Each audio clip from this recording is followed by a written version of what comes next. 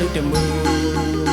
ဟောင်းရတော်ဆက်သုံးလုံးနဲ့သုံးစင်းဖြင့်ပင်စေရန်ဒီရွှေစေရွှေစေရွှေစေမြမပြည်သာသနာစာကထွန်းလင်းလာတဲ့အိန္ဒိယစနကူရနဲ့ပြမြဖျားကြွတဲ့စနကူကြောင့်တော်ရာရိမရဏ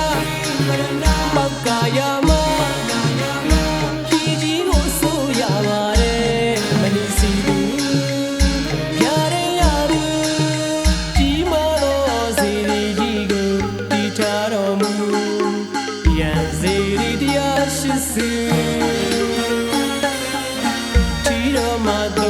ပါလို့ထူကြလို့တမူ